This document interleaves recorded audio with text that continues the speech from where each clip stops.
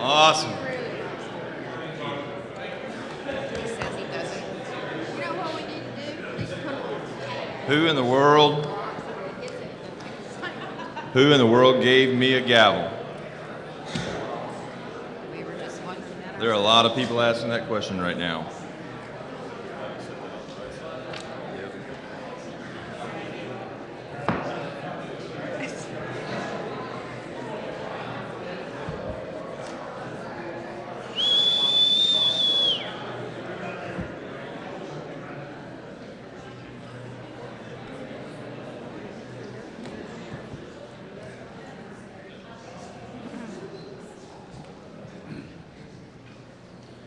How are you guys?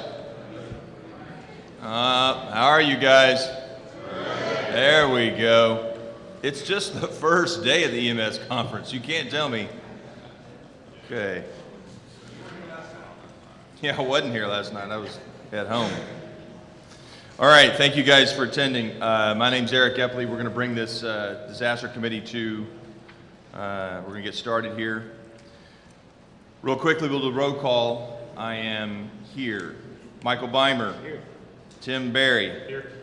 By the way, you guys need to speak into the microphones. Make sure because we're doing the streaming on the TTAF thing. So just make sure there's a lot of mics. That's why they put so many around here. So make sure we're kind of, you guys are going to, I'll tell you know what. There you go. You can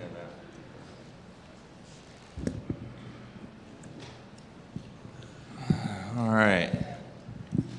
Check.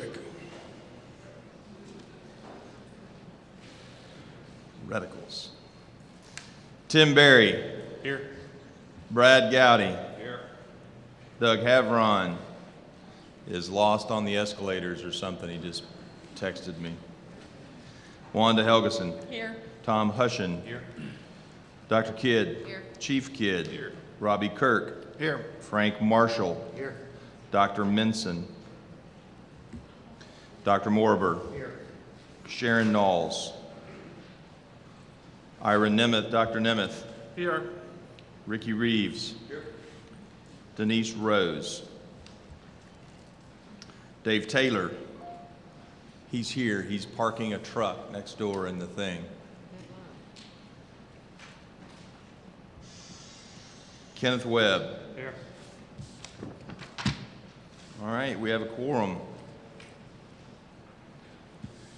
First things first, thank you guys for coming so early on the first day. It's good to see that there's got to be another 75 to 100 people in the room. I'm excited about that. Thank you guys for making the trip early.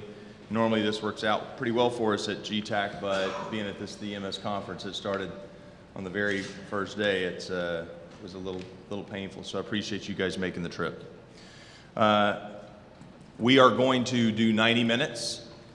In the normal forum in here, and then we will transition for another couple of 3 or 4 hours, which is our history.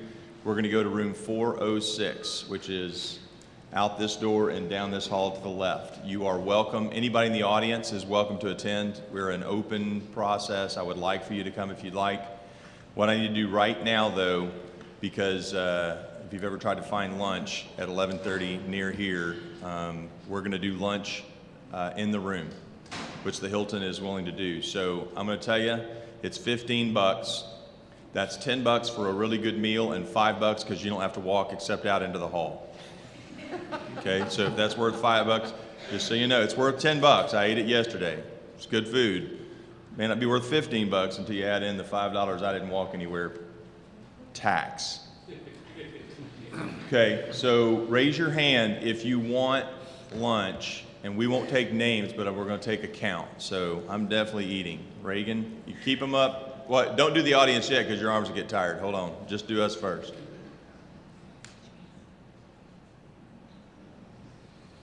All right. Now we'll do the audience, right? Ready? Go. Oh, Lord. Now they're both counting. This is like the man with two watches.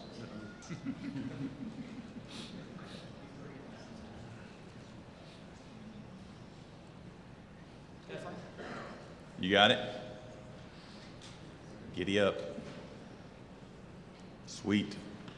All right.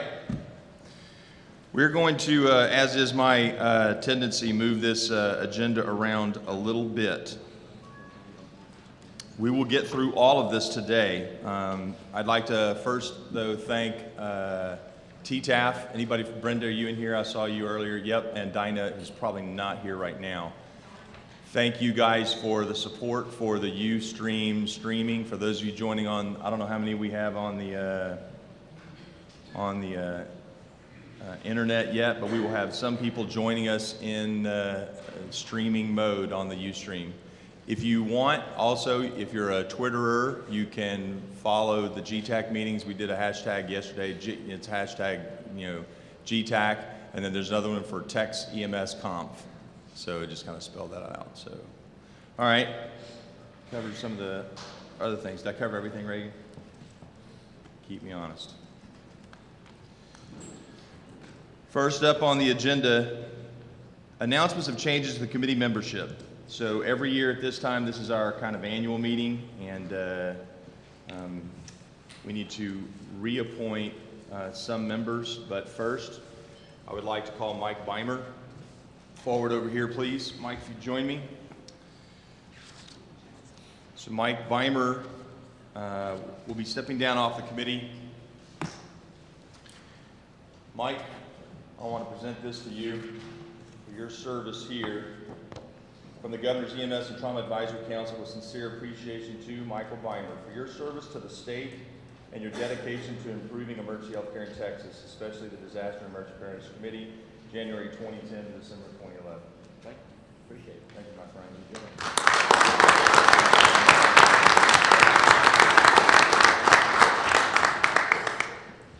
A lot of you guys don't know where Mike's from. Hardeman County. Raise your hand if you know where Hardeman County is. Yeah, like 4 of you. You need to Google that. So it's about as far as you can go before the sucking sound of Oklahoma brings you in up there, right? So Mike's traveled a lot, and I will tell you, he has been, if I looked at the attendance, I would bet he's been at more meetings than almost anybody except me. And he might have been at some I wasn't at. He has brought a perspective from a hospital, rural hospital, and from a rural community perspective that I think is invaluable. And Mike, I just want to say I really appreciate your dedication and effort for what you've done. Been a pleasure. We're going to reappoint and appoint some new committee members as well. We are reappointing, apparently me. I actually didn't know I had to be reappointed, so I got reappointed. That may not be good. I don't know, you guys could tweet that out, yeah. Can we vote on that? Dr. Kidd and Chief Kidd were both up for reappointment, and they have both been reappointed to the Disaster Committee, as well as Sharon Knowles, the Emergency Management Coordinator for the City of Houston. So we have one new member as well, Dr. Margaret McGraw. Are you here? Yes. Stand up. We can all see you. Welcome, Dr. McGraw.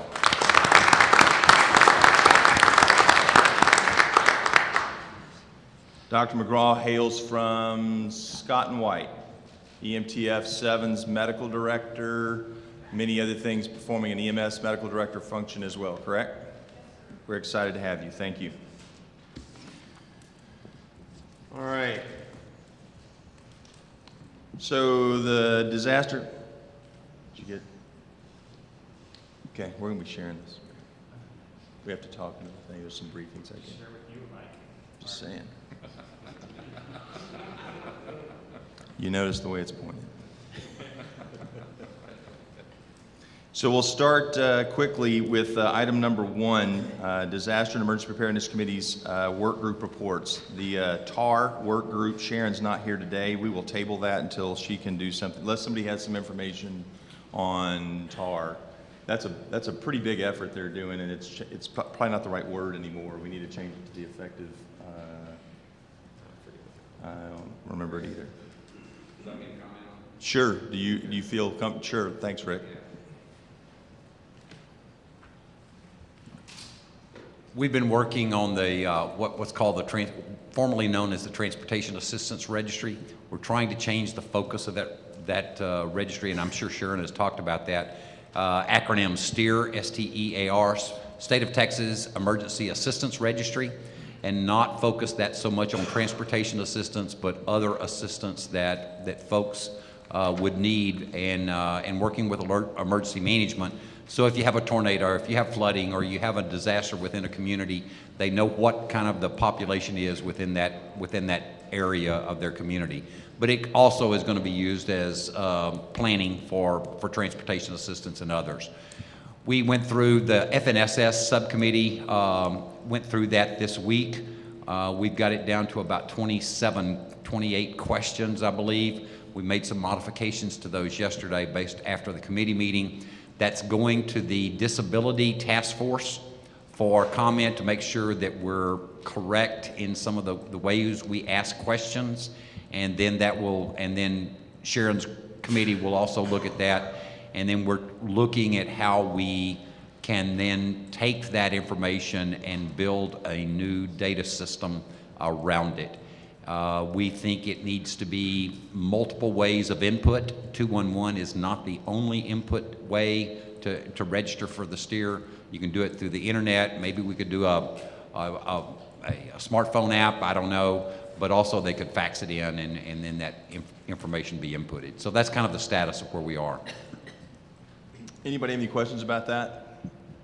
That is tedious work, my friend. I appreciate what you guys are doing, and it will make a big difference, not just to the coastal communities, but across. The fact we're taking that to an all hazards and a statewide approach, I think, is valuable. Any other comments from the committee or from public comment? Keep reminding me about that. I'm going to forget that. So someone in the public jab me in the eye when I forget to, you basically, let me give you a broad, probably not even supposed to do this in Robert's rules or something, but you have the opportunity to raise your hand unless it's really not something smart, then we may cut that off. It's early, I can tell. That was pretty funny. Sort of funny. So we'll go, Dr. Kidd, the TDMS report. Excuse me. Texas Disaster Medical System Steering Committee had a monthly meeting yesterday, and we are just about done with the overview document that is expected to be done by December and out for public review. We are currently working on, the body of the document's pretty much finished. We're currently working on 8, I believe, incident scenarios where we're going to actually pull together what the ESF 8 responsibilities are for several different scenarios that are high risk for the state of Texas, and talk about what resources are currently available to deal with those scenarios. I also hope that will further show us some of the gaps in the planning in the state. We're working on some sample organizational charts for mocks. There's been several requests from organizations and jurisdictions around the state for some sort of template for mocks. And so we're currently working on that, and that should be out as well. The current thought is that there are local mocks, which are the city-county mocks, and then there are multi-jurisdictional mocks when there's several jurisdictions involved and or the DDC becomes involved. And so that will be in the annexes as well for those who would like some sort of template to look at. We are currently planning on what we're affectionately calling our TDMS Roadshow right now next spring.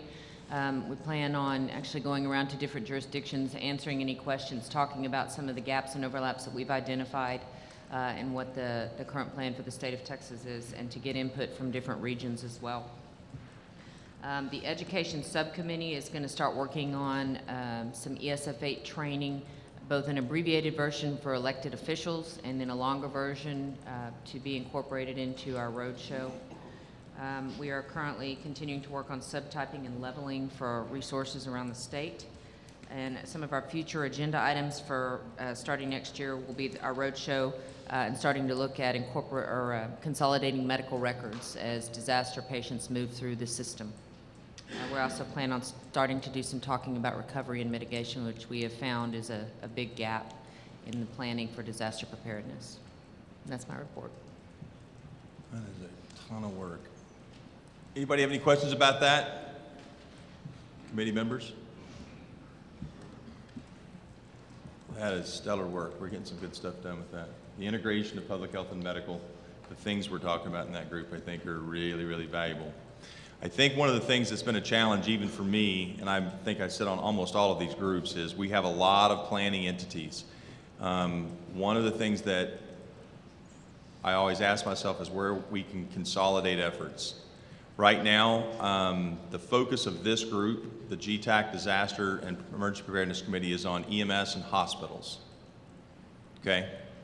There is a lot of stuff that TDMS is working on the public health response side that has nothing to do with our group. It is not, strictly speaking, duplicative. There is a lot of overlap, as is with the PCC, the Preparedness Coordinating Council, which deals probably a whole lot more with policy and those kinds of things, strategic vision for Dr. Lakey.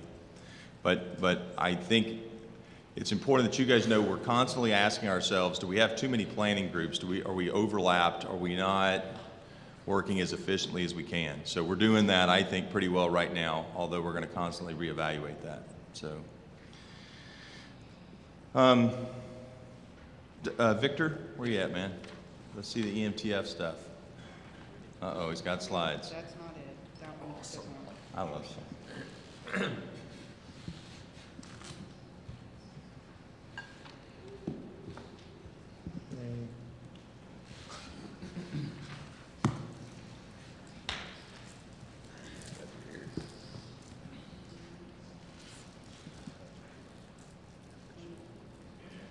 Forward. How's your mom and them, Vic? Just thought I'd kill some time, do a little stretching here for you. All right, since the last time we met, the EMTF group's been really busy. We've got everybody across the regions working, making things happen. So we'll run through the things that we've happened since our last meeting. The coordinators are all here. They'll be participating in the EMS conference next door. They're setting up some of their stuff to display in the booth as well. So you can see, you know, after a year, everybody's patches are finally finalized. Everybody knows what they look like. And we've been doing some regional exercises across the state. EMTF 4 has already done their functional exercise for their MMU. As soon as okay, ready to go. EMTF 4 completely exercised their MMU with patient flow, complete with a surge capacity in a parking lot in a civic center in East Texas. Just recently, EMTF 2 deployed their ambus out of Sherman into the East Texas area to assist with an exercise that allowed them to deploy their ambus as if it was a real-time deployment as well, moving patients in and out, transporting them around. And then EMTF 8 out of San Antonio area did a capacity of about 400 patient surge into the hospitals from result of an airplane crash, and utilize the ambus for that as well. It was hot. That's why those guys didn't put that hood all the way on. Okay, I just want to comment about that. Other things that we're working on, the RN strike team groups is making really good progress. We've had one brief meeting where we met with a lot of folks, including THA and some legal help to help us pull our documents together. We're making progress on that and hope to have some information to report soon and some documents to begin to share. The MOA continues to move forward for the EMS between only DSHS and the lead racks down to the providers. So we're making progress on that as well. We're continuing the monthly face-to-face meetings, and I don't know if some of y'all knew that we were doing that, but once a month all of the coordinators come together. We meet all together, spend a full 8 hours working on administrative things for the EMTF coordinators, but we're also continuing the monthly conference call. That way, every 2 weeks, we've got some momentum with the MTF that's continuing to move forward. So we still hope that call once a month. It's 2 weeks off from the coordinators meeting, but allows everyone to call in and continue to participate as they had in the past. And right now, our big focus is moving into the operational aspect. We spent the first year getting the coordinators and all the administrative functionality in place. Now we're bringing in task force leaders and group supervisors and strike team leaders to engage them so that the work that we built the foundation for is actually functional and it's going to work in the field. So we're bringing in the people that are going to be doing the work to kind of help tweak it and make sure we're doing the right thing the right way. But one of the biggest things that's happened since we met last was really the Texas wildfires that moved across Texas, which ended up impacting the EMTF as well. That's what it looked like on a bad day. And so the calls came out about evacuations for hospitals, preparing to evacuate for nursing homes. What are we gonna do if we need to move something quickly? So I actually got a call from Dishes that says we need to see about standing up some ambulances. It was the day before Labor Day. On a Sunday evening is when it was time to start making things happen. So we started pulling together our resources. Dishes said we need 2 ambulance strike teams or 10 ambulances. Can we pull those together and figure out what our availability is, have them ready and quickly able to deploy? So we worked through that. Worked with all the EMTF coordinators that were close to the response so that we could have a quick response, because the absolute intent was an evacuation concept at that point. So we started first with Central Texas because they were closest to the proximity of the fires, and EMTF 8 out of San Antonio because they've got some teams that are already no-notice capable, so those 2 quickly could respond. But very shortly we determined that EMTF 7 was the impacted jurisdiction. So as a result, we had to back out of that plan, move to EMTF 6 out of Houston. So now we've got assets on both sides of the large working fires. So we were able to do that, and we put 20 ambulances, 4 ambulance strike teams on alert, ready to deploy, and actually left them operational for the duration of those fires while they were active. EMTF coordinators put all of the assets into WebEOC so that we could see them real time and knew exactly what was happening, who was available. And then somebody said, what about the AMBUS? There's an AMBUS in Houston, could we use it? So those discussions began. Eric helped us to explain it, talk to some different folks, to rationalize the capabilities and really what we could do. And then we received a deployment order. So we still have 20 ambulances on alert, but we physically deployed what was MPV 602 at the time out of Houston to the Bastrop fires to do firefighter rehab, force protection, although their primary mission was emergency evacuation if needed. So that worked out really well and became a real lesson opportunity for us to learn what works, what doesn't work, how we can tweak things, and really what are our mission profiles? What are we supposed to be doing? How do we staff it? All of these questions we'll cover again in just a second. But it was our first AMBUS deployment in a real working incident, and it went over very well. They worked 5 days or 10 operational periods around the clock and integrated into the complete incident command structure, and then actually left from this fire, was demobbed from Bastrop and moved to the Magnolia fire outside of Houston.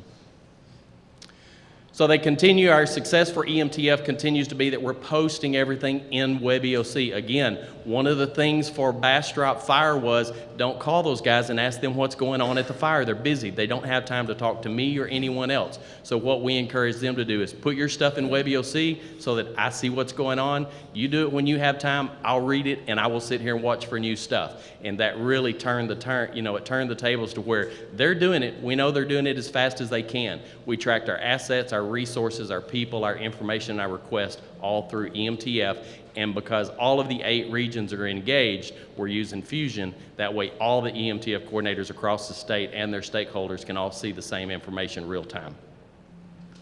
So after that, we began to look, what are the other things we need to focus on EMTF? Is when we have a local incident, where does EMTF fit into it? Well, you've got a little incident that works, it starts out small, so you have a local response where EMS providers go out to the scene. And then it gets a little bit bigger, so they call their mutual aid, their friends next door that they already know who to call, who they work with every day. But then it gets a little bit bigger. Well, that's where you can call for the EMTF. The EMTF coordinator or through the lead RAC, they can make that phone call and say, hey, y'all are busy. Let me get you some other help from one of our partner EMS agencies that are outside of your purview, but yet still part of our EMTF. So they can be the guys to help you take it to the next level. And then if that's not enough, then we engage the state response. So that kind of shows where we can bring value through EMTF, starting at a local incident all the way up through a state escalation. So again, the big thing, AMBUS. AMBUS is the hot ticket. It's working really well. We're excited about it. We're deploying them, we're training, we're exercising. And as we continue to move forward, because it is the new thing, became the AMBUS status as we move across Texas. Dallas has 2 already. They've got 2 more on the way. They're physically being built now. So we'll have 4 in the Metroplex. Around the first of the year, I believe the other 2 arrive. EMTF Houston, They have retired MPV-1, which was our predecessor. It served itself well. It now has been relabeled MPV-602, which deployed to Bastrop. We've redecaled it, relabeled it, and officially made it 601, so that as they add in their second vehicle, it makes sense. And they're working on that as well. EMTF-7, they're ordering theirs now for Austin. San Antonio already has one in Schertz. It's deployed and operational. It's actually here, and you'll be able to see it. And they're working on the second one with the city of San Antonio through the fire department. And the Valley is really close. They are doing the final phases of the acquisition process, and theirs will be ordered in the first to the middle of December. The Valley will have theirs on the way. And then the other regions are doing everything they can to secure funding so that they too can move forward with an AMBUS purchase. So to continue, yes, So sir. I want to name the funding streams for everybody right now that are assisting with that effort.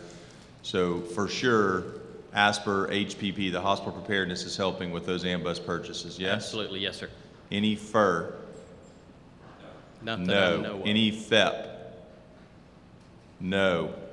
No public health emergency response money, no public health emergency preparedness money, Right. correct? As far as I know, yes.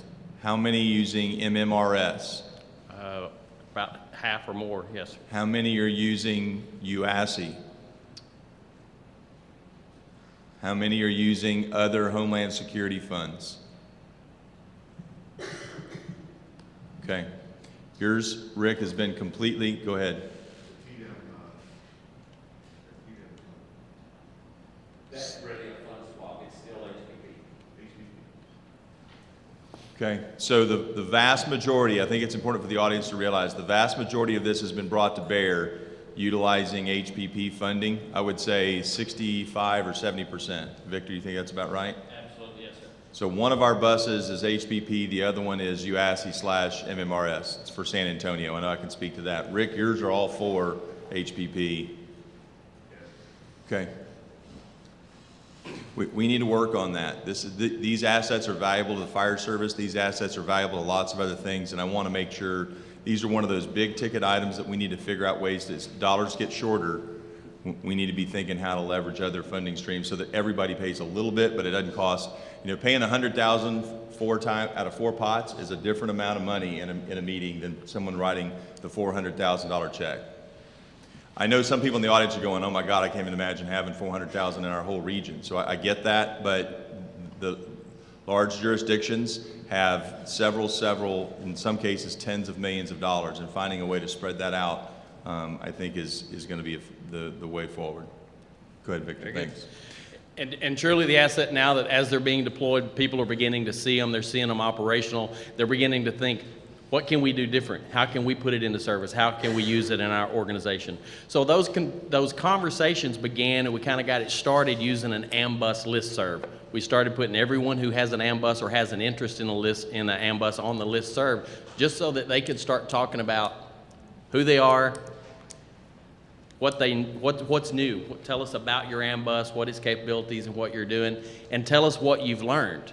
So that began to grow. We were talking about licensing and a lot of different things on the listserv. But it's like anything else. It's a listserv. It's an email service back and forth.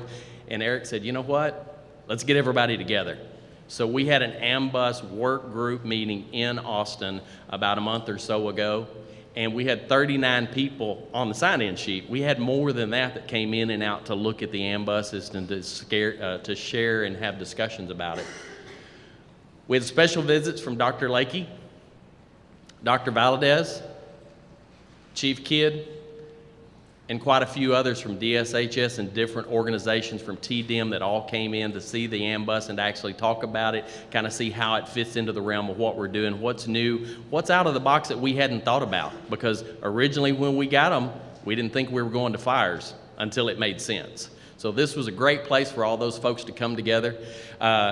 And just to recognize it, Dr. Lakey and Dr. Valadez and Chief Kidd actually talked about the successes that we've done and shared their appreciation with the AMBUS work group and the guys that were there. So it was a great opportunity to get everybody together, get 3 of the 4 AMBUSs at the time actually in one place, so that everybody could see the similarities and then the slight differences as well. During the meeting, we talked about mission profiles, the staffing levels.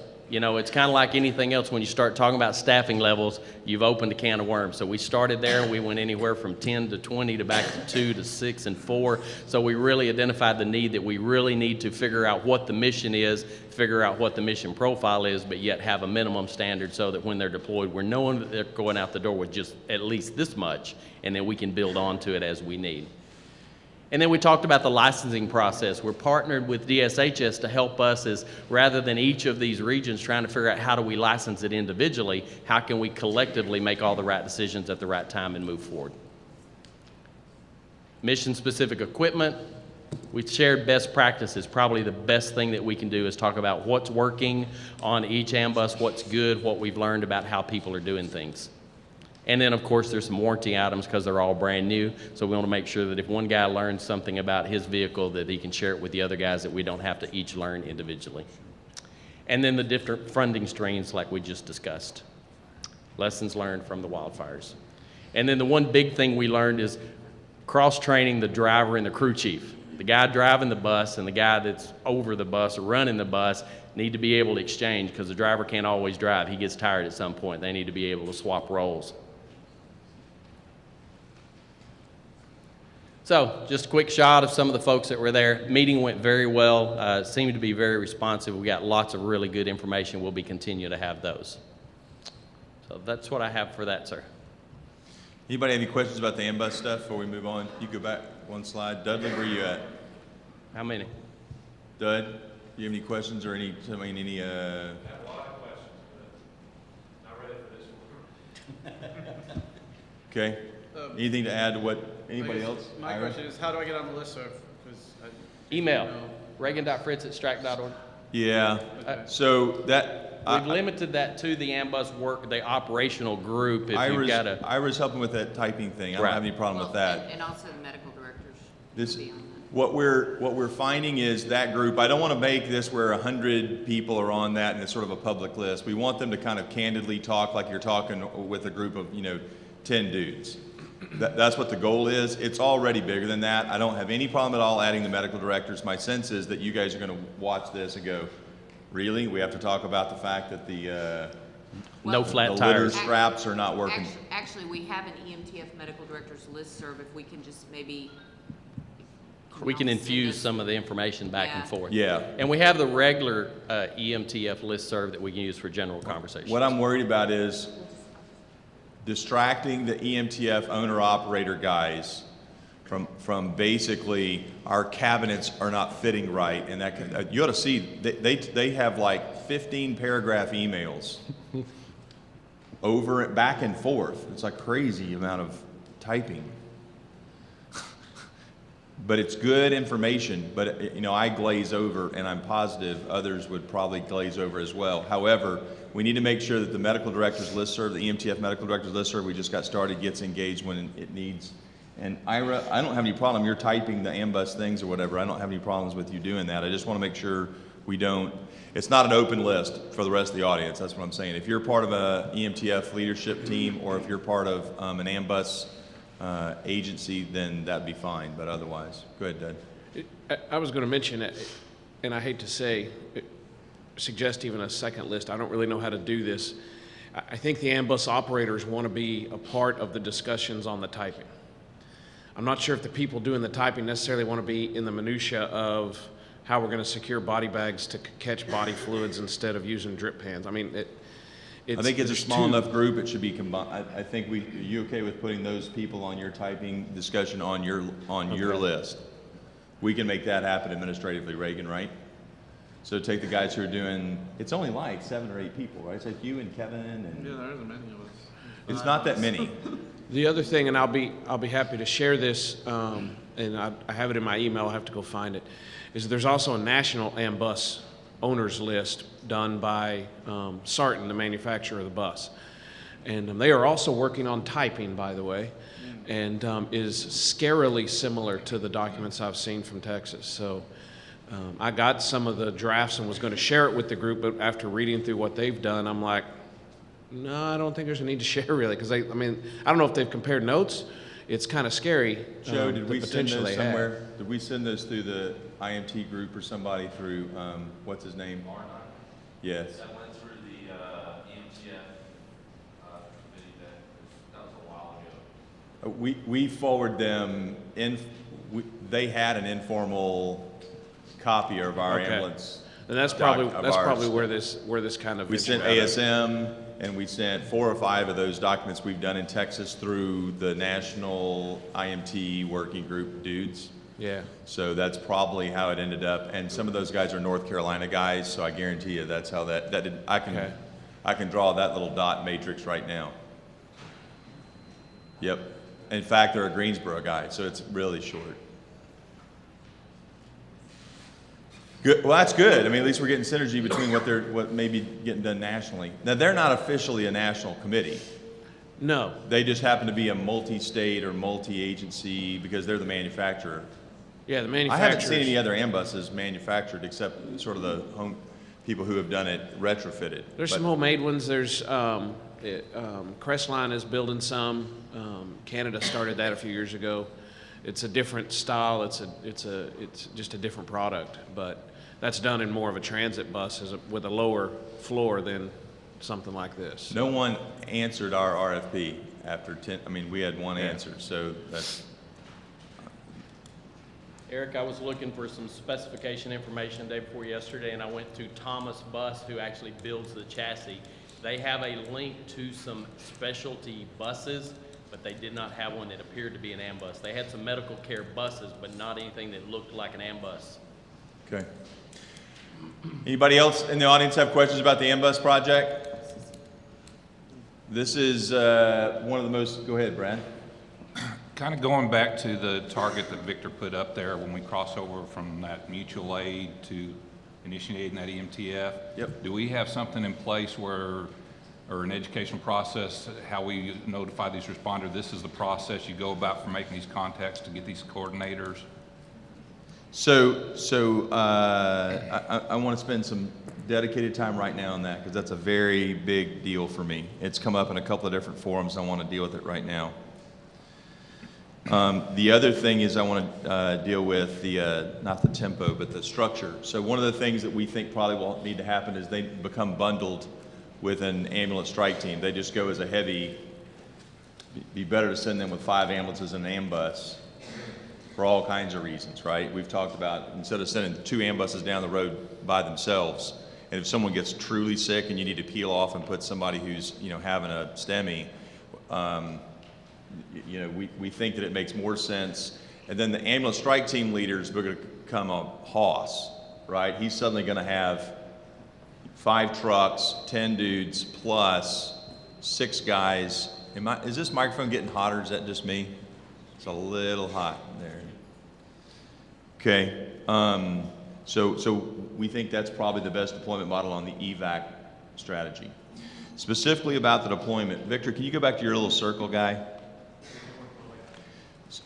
How many people think that EMTF is a state project for state deployment only? Raise your hand in the audience. That's very good. How many people think it is the natural evolution, the organized process to provide the next step past local mutual aid?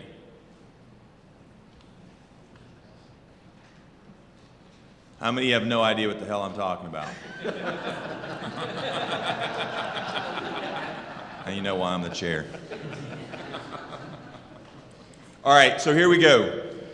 Every day, you go to a wreck and you call your regular trucks, right? You have a 6-car pileup, you call more of your trucks, and you deal with it. So you put 4, 5, 6 trucks on a call, and you deal with it.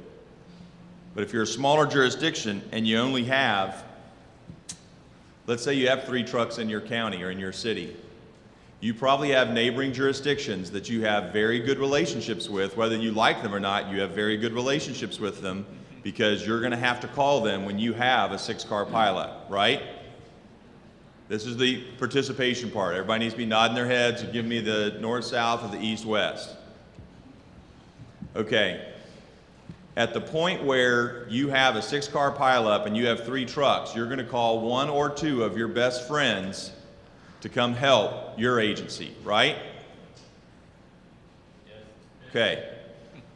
Make it 12 cars or make it 2 Coach USA buses back to back coming from the football game. Friday night, 9 o'clock, 10:30, 11 o'clock. Okay, that's no longer your 2 best friends, your BFFs, and sending their 2 trucks, right? We just went to the next level of mutual aid, right? It's really an MCI. It's not a busy call. It's not a big call anymore. It's an MCI. Who in the room agrees with me so far that we're ratcheting this up correctly? I've said exactly how Texas EMS works. By the way, if you didn't raise your hand, you're probably from a jurisdiction over 250 to 300,000. I think I described what happens in the rest of Texas. Everybody agree with that?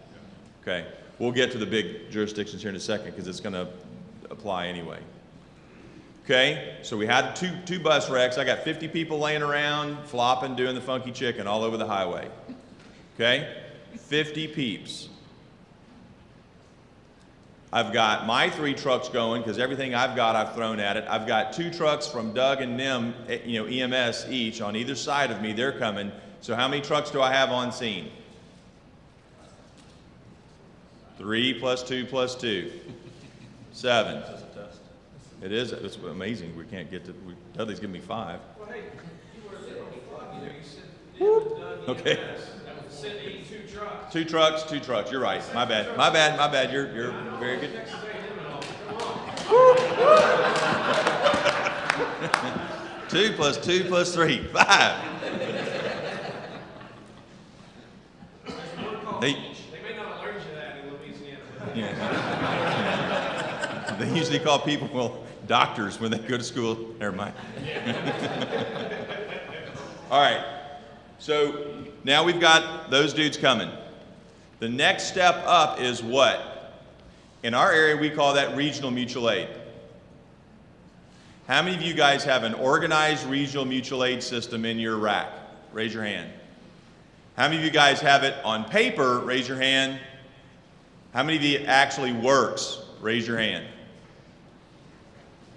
Raise them high if you think it actually works. I want to see who actually is willing to say. So, Jim, you think the Lubbock system works? Good exercise. Who in the last year is at a real life incident that you've utilized the next level up here, this regional mutual aid? Raise your hand high. Let everybody in the room should Okay, somebody tell me about it. Somebody tell me about it. One of them.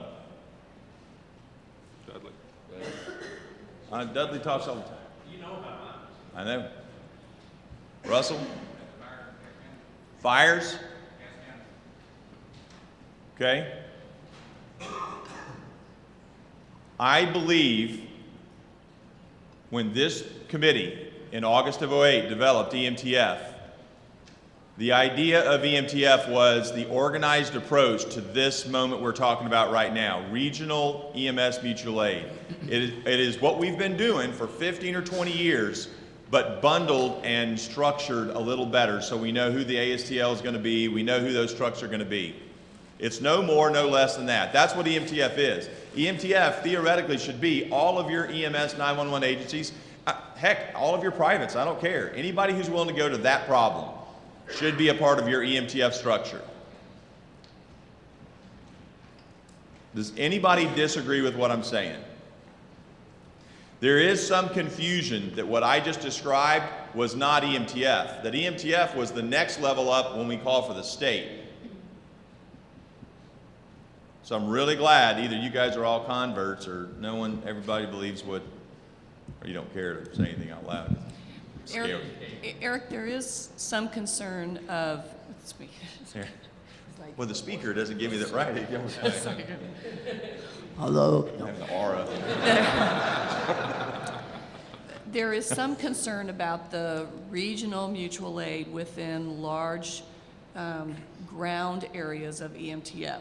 As an example, if it's the close, I'm from El Paso, and so if it's the closest counties or in our COG, yes, there would be no question about the regional mutual aid, and those folks would saddle up and they would go. When we look to the next rack over, the third rack over, I mean, it's 300 miles to Midland, Odessa. I don't believe that our EMS agencies would consider the trip that far to be mutual aid. I think there would be some question there. Fully agree. So does everybody understand, because we didn't do rack EMTFs, we did multi-rack EMTF regions.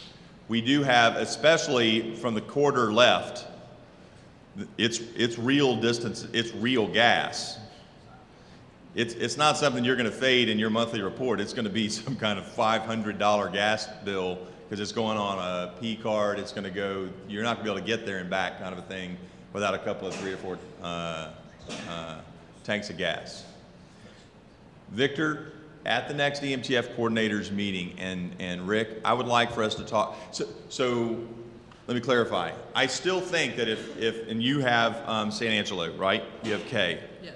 Is Danny in here?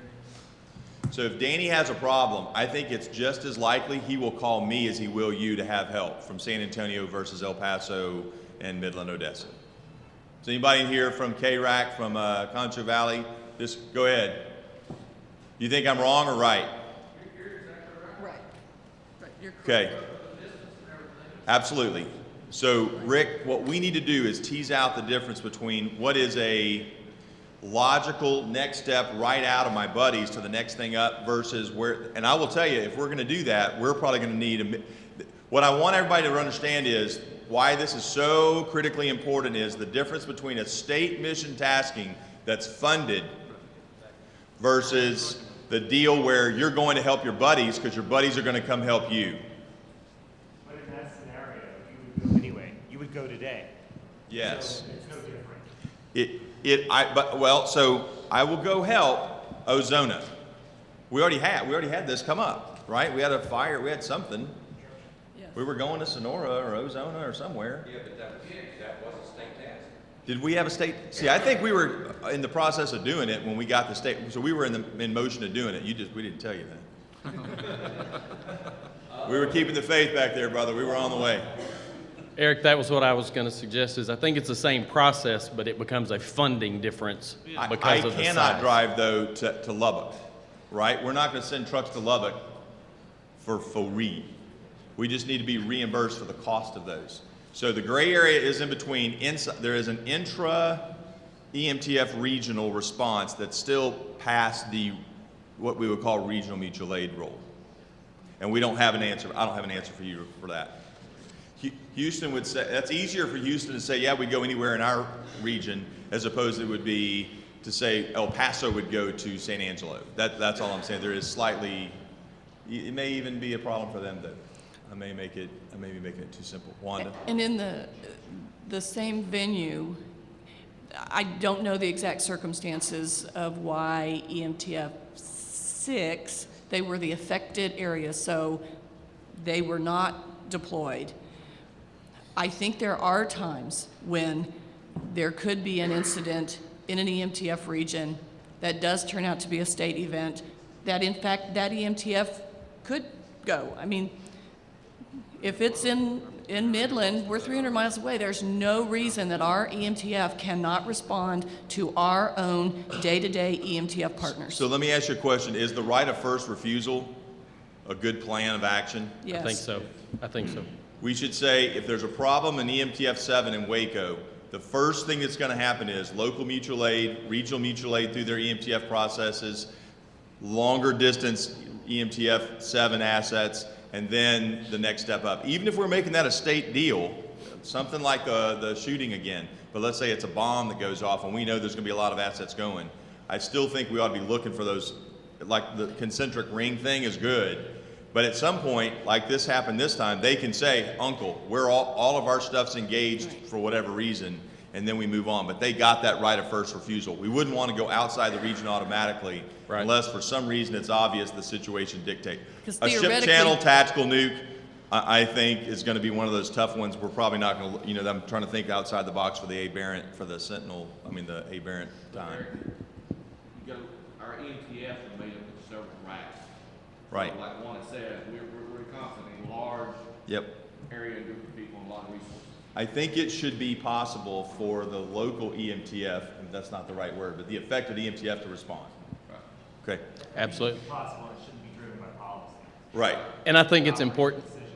It's important to hear that from y'all here as well, because there has been some discussion when I've made phone calls saying, well, I can't go, I'm in the affected region. Well, No but you're problem. not affected. So if, we need to clarify that because we said it in the past, that didn't make it that no, you never can. I agree with, and we did engage EMTF 7. They were the ones that actually said, we are affected, we can't go. So we pulled back and moved around. And I agree completely. You have a very large area, so we should be able to engage part of your region that is not impacted to support the other and help make it work. And we'll grow outside of that as we need to. How many full-timers does it take to take one overtime shift?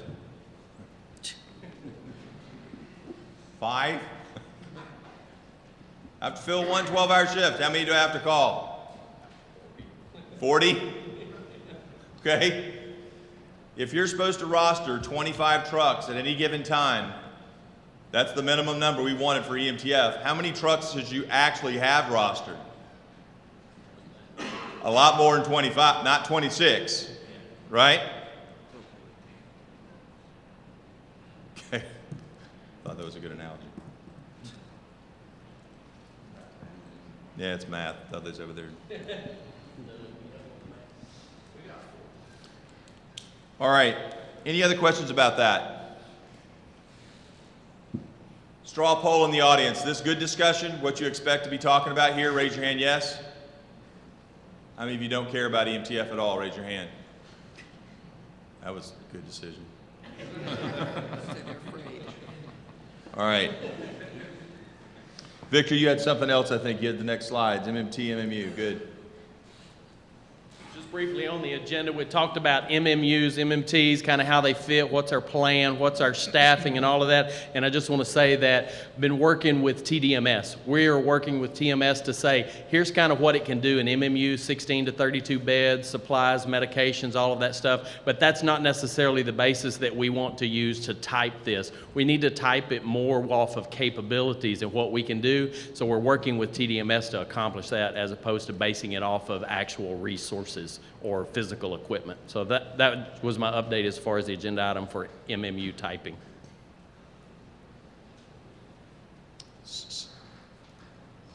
Okay. You have, can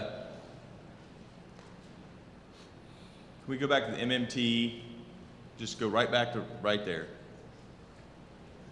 How many of you guys know we have MMTs, mobile medical teams, also rostered? How many people in the room knew that? Raise your hand. How many of you know they're not part of the EMTF? Raise your hand. That's what I thought. So we're working to align an effort that sort of a silo of success that was discovered in the TDMS effort. The public health guys have been putting together mobile medical teams. I think there were 10 of them basically at one point rostered. And simultaneously, we've been developing EMTF mobile medical units. I'm going to keep voting on this. I want to get some feedback on this, Rick, just to make sure I'm on target. Those of you in the audience that are involved in an MMU or have an EMTF in your region, does it make sense that we would, so choice A would be you only send the MMU and all the stuff, basically it's one size fits all. You send the entire tentage, you send all the stuff. The only time we're going to activate is when we have all the, it's a big problem, and we want to send our docs and nurses and medics and stuff and go where all the tents are. That's choice A.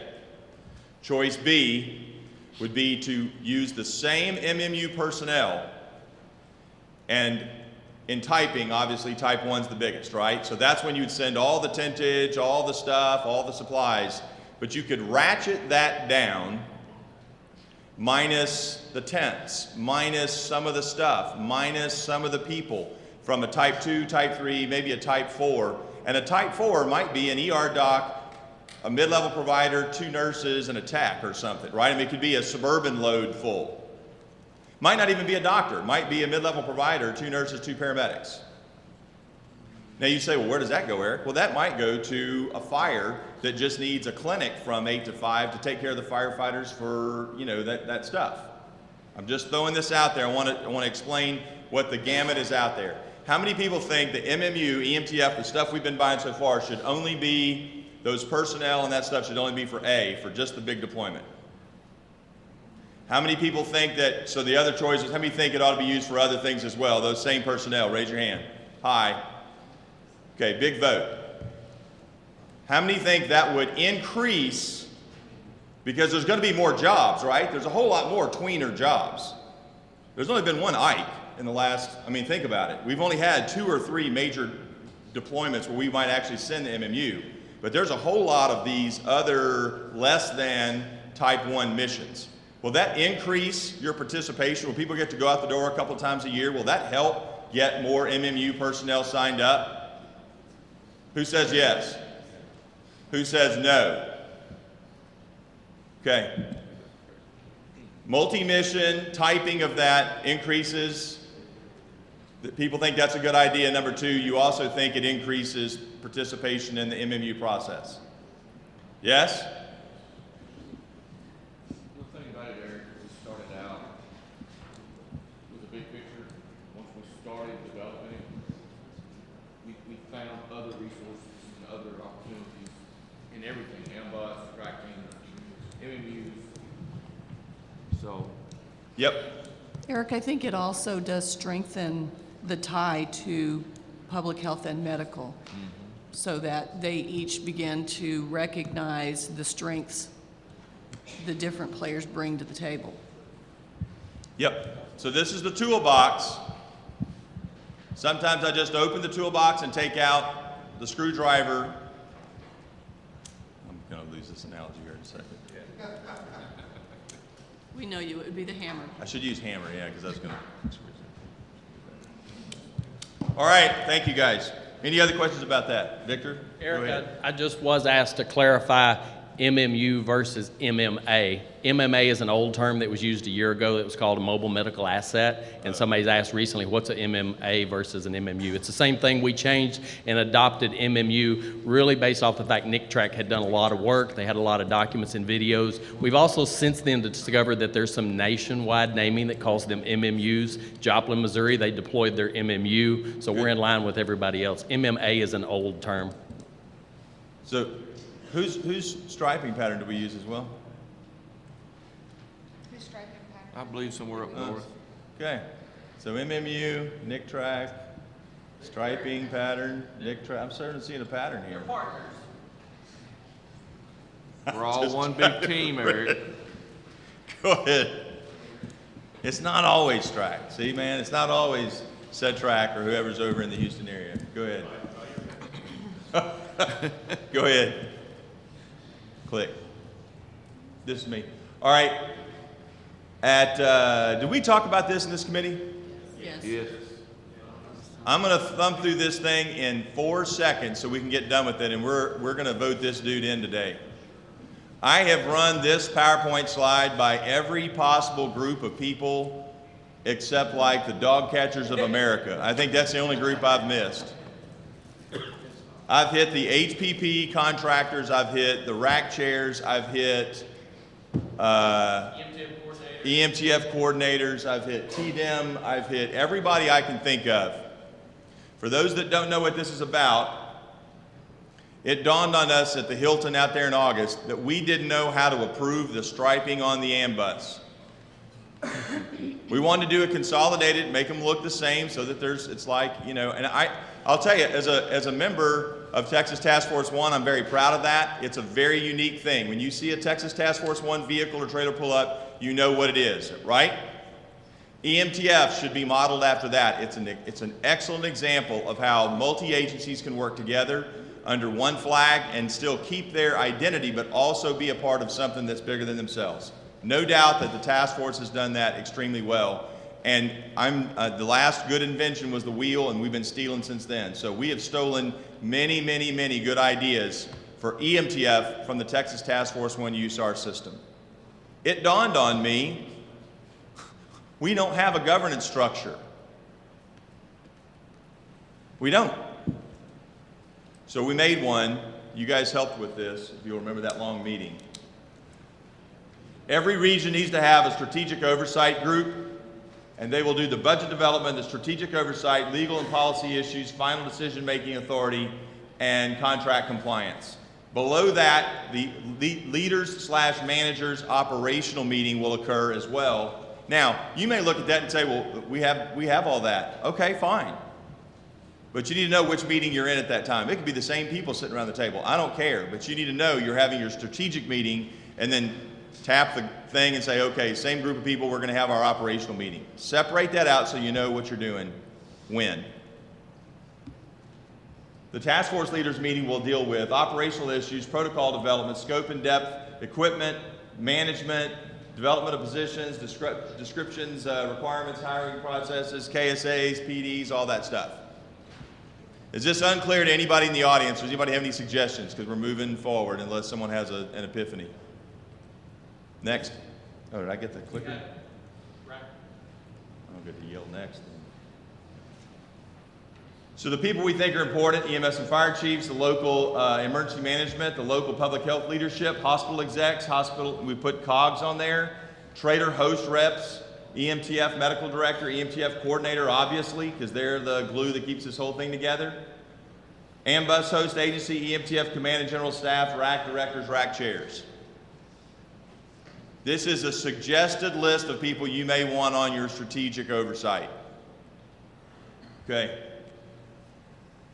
The managers meeting, obviously, you're going to have your EMTF coordinator, the hospital ER managers, communication specialists, maybe your emergency managers, your district coordinators, your RAC people, EMS supervisors. This is where you get the work done. This is what my office always says, where the real work happens. I told them that fake work is where we get you paid, so they don't think that's very funny. It's semi-work. Okay? At the state, we need the same thing. The statewide EMTF strategic oversight group and the statewide, this is the face-to-face. Actually, this whole slide was the face-to-face, frankly, which is why it all got confused. So you're going to see a structure coming. After we vote this in today, there will be a strategic oversight meeting, which probably will follow or be right before or after the task force leaders / operational meeting, okay? So you will pick some reps from your strategic oversight group from your RAC to participate on this. Probably would happen when? Sort of near the HPP meetings, right? When the contractor people are already having to come to town anyway.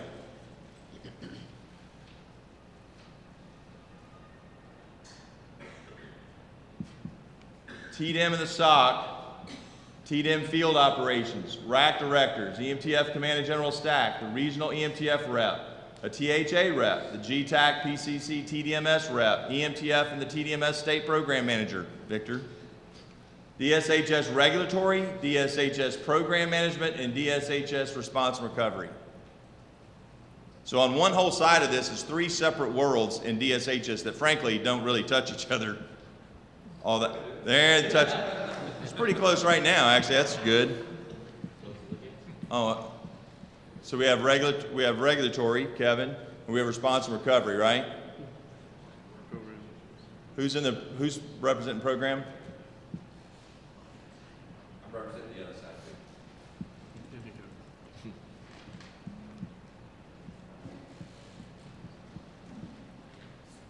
Task force leaders meeting, same thing. I'm not going to bore you with that. All right. This is actually a formal item. I'd like for us to accept this. This has been through TDMS. They've reviewed it and like it.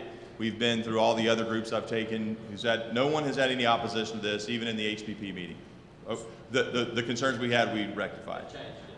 So move, we accept and adopt. Second. I got a motion and acceptance. Any discussion? All in favor say aye. Aye. All opposed? Unanimously passes. We have an EMTF governance structure. Thank the Lord. Next. Here you go, Victor. I shouldn't have this. I'll beam somebody in the head or something. Thank you, buddy. Good job. That is strong work, Victor. You spend your time. Did you look up on Google or something a Texas or an EMTF state program manager's job description that was available? There's 50 of those around. It said and/or other duties. You keep reinventing this, and I appreciate your work as you walk through the shadow of the valley of death. You're doing good. Thank you. Okay, next on the agenda, so we've gotten B, A, B, C. Rick? We're going to talk about the MOA real quick, and that kind of tied into what Victor had. Since I mistakenly said I represented both sides, I can't throw stones at myself too much, can I? You can just do it. Yeah, you can jump back and forth. We actually developed and got a lot of feedback from some of the EMTF coordinators and before, actually, a smaller group of the EMTF coordinators back in the spring and early summer. We submitted that to the contract management unit. The discussion was back in May or June that we were going to do the MOA rather than being a standalone memorandum of agreement for all of the EMTF assets, which would include ambulance strike teams, nurse strike teams, ambuses, and mobile medical units, and the staffing that would support those. Rather than doing that as a standalone agreement like we've had with the ambulance MOAs, we would do that as a consolidated agreement, and it would be an amendment to the EMTF, the amendment to the HPP contract for EMTF regions. I didn't follow up on it probably very well, so 3 weeks ago I sent a note and said, where are we on the amendment? And it had gotten dropped. It hadn't been dealt with, and there's probably good reasons for that. But anyway, it's back on the fast track. Hopefully, though I got some additional comments from one of my good friends named Rick, just a couple of days ago. Hopefully that we'll get that thing out the early part or maybe middle of December, before Christmas. That delays the process because you cannot go out and do your subcontract agreements until you have that master agreement. So I apologize, but it is now on the fast track. We're trying to get that amendment done just as quick as we can.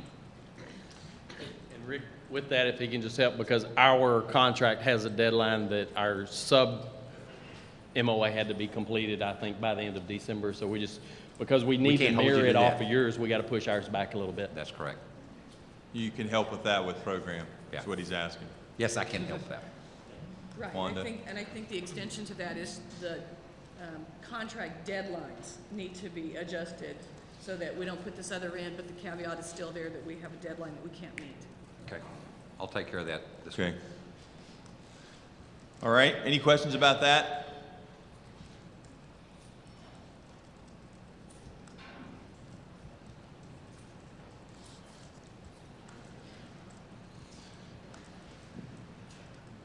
Got it. All right, I'd like to take, Eric, can I just slip back into the EMTF? Victor, you had mentioned that there is discussion going on with the RN strike teams. There are some contract date requirements as well with those RN strike teams.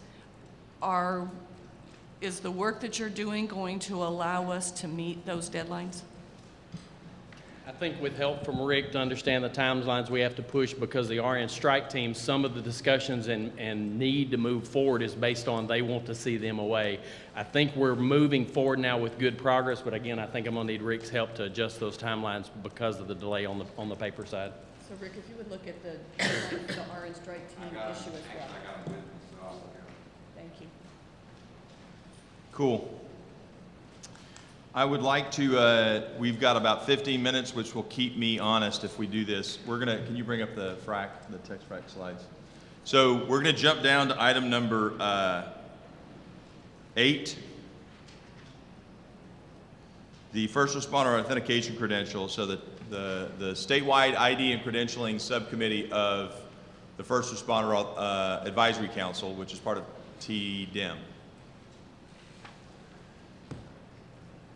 Thanks. So I'm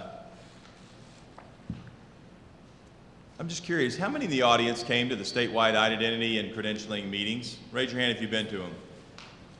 Awesome. That's interesting. Okay.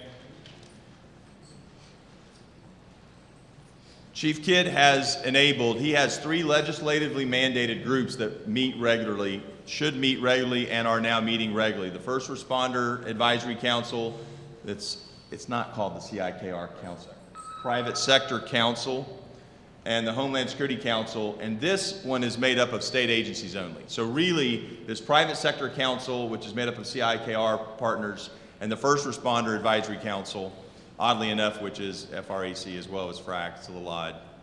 So in this group, which I sit on today, they're dealing with statewide mutual aid agreements. Radio interoperability is one of their charges, although they're letting the SWCC, the Texas Radio Coalition and SWCC, handle that.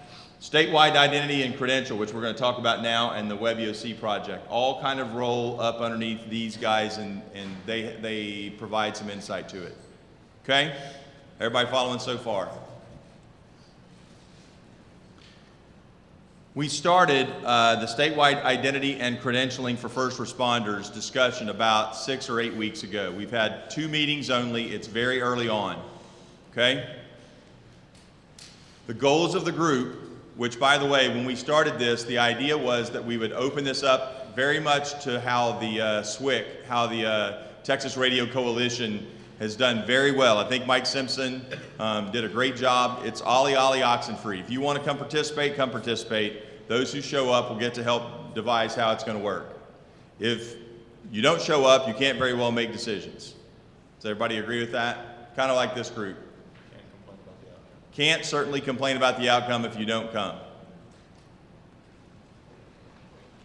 So the goals are to ensure the responders are who they claim to be.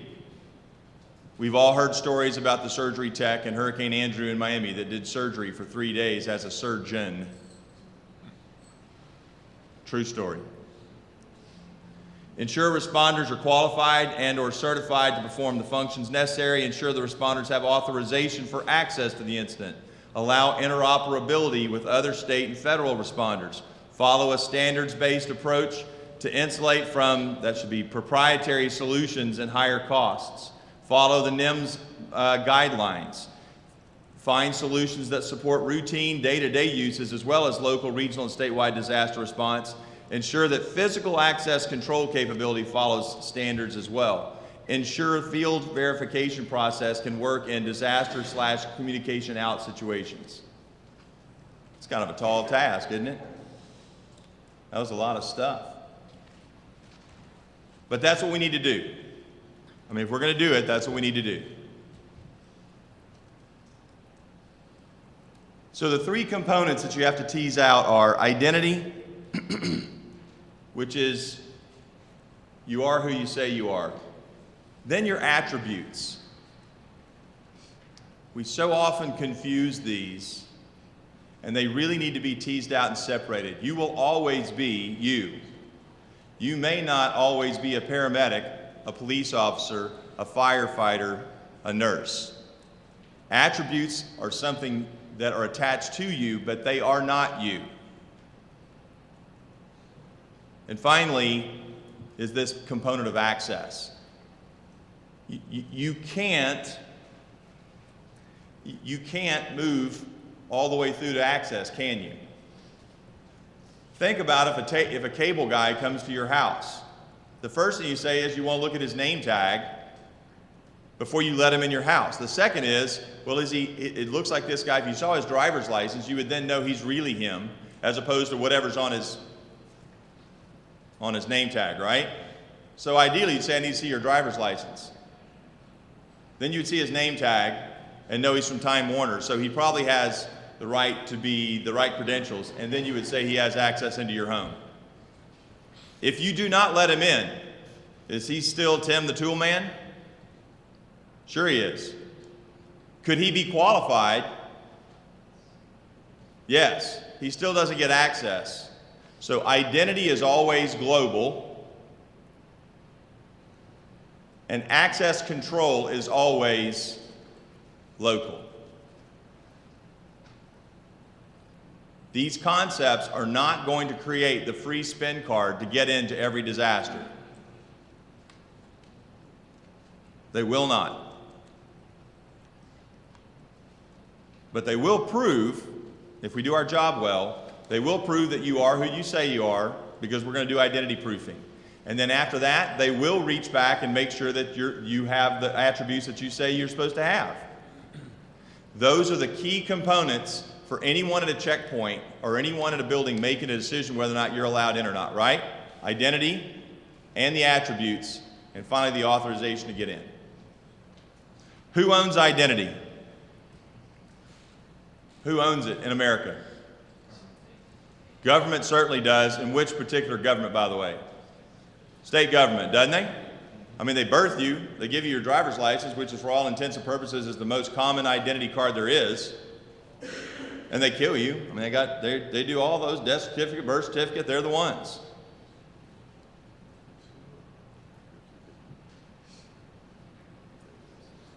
The I-9 documents. How many of you guys familiar with I-9 documents? Raise your hand. Bunch of managers in here, good Lord. Okay? I-9 documents are federally mandated to prove identity for hiring practices. The I-9 documents are great for identity proofing purposes. So when you have an attribute, what's an attribute I mentioned earlier? Paramedic's an attribute, right? Who's the source authority for paramedic certification or license? Dishes is the source authority for paramedic. Who's the source authority for law enforcement? T-Close. Who's the source authority for firefighters? TCFP and? SFMA. Said it, I hope right. Who's the source authority for nurses? Okay, you're getting it. So if you have a card, you need to be able to reach back and talk to those source authorities. And something called a back-end attribute exchange is the way this works. That can happen real time, or that can be placed on the card. There's good discussion about that, and the group will be moving forward.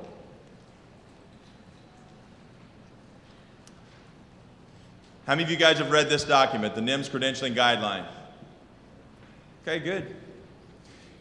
Write it down real quickly. You can Google this, the NIMS Credentialing Guideline. It is a quick read. It's 34 pages. Half of them don't apply to you because you're not CIKR. This came out about 2 months ago. It says states and locals should they're strongly encouraged, I'm going to say strongly again because it says it about 19 times in the document, to follow the federal standard, which is FIPS 201. The group at the first meeting wanted to vote and adopt this because it came from the NIMS thing anyway, but we waited to the second meeting and they've adopted this guideline as our way forward for Texas as well, because if you read it, it will make sense. And it keeps us in line with NIMS, which is kind of an easy vote.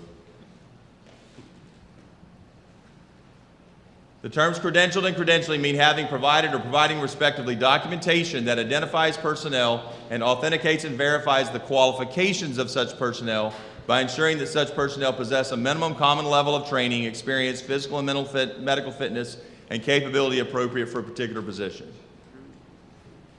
Oh, we're not going to talk about this right now. Multi-factor. We're not going to talk about that now. So the next meeting for this will be, Reagan, do you have the next text track meeting? Michelle has it. I didn't think to write it down. Can you pin her real quick? We'll get you that in just a second.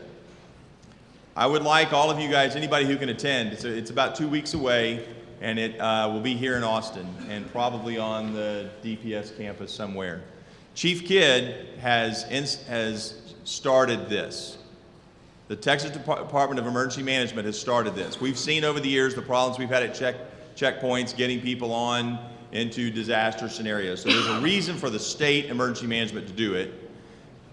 There are lots of reasons we all have locally to do this as well, though, right?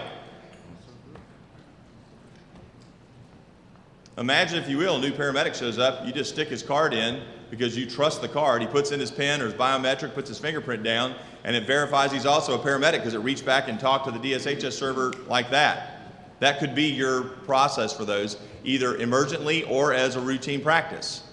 That's where we're trying to head. Hospitals, imagine if a traveling nurse, an agency nurse, walks in, sticks her card in, puts her pin in, and it reaches back and says they're still credentialed. Imagine, hospital people, if you weren't paying some outsourced agency to keep up with all of your nurses, that every time they walked in the building, you would know if they were still licensed or not. There are huge cost savings associated with doing this. Is TIFMAS involved in this process as well? There's 85 or 90 people that we've had good. Chris and those guys have been involved. Steve Pollock was at the last meeting. Bob has been involved. We've had good, I think, representation. Okay, we're right up against our time. Did we find it? Was this it? December 12th, 10 a.m. to 2:30. December 12th, 10 a.m. to 2:30. Location will be Austin. I will put this out on the GETAC disaster list server as well. It'll be probably somewhere on DPS, but I don't have the building or room. We are now going to, because I'm right at 10:28 and 2 minutes early for my colleagues in the back, we're going to recess. Say it right, Jane? We're going to recess the disaster committee and reconvene immediately down this hall to the left in the corner, room 406, and thank you very much. As quick as we kind of get down.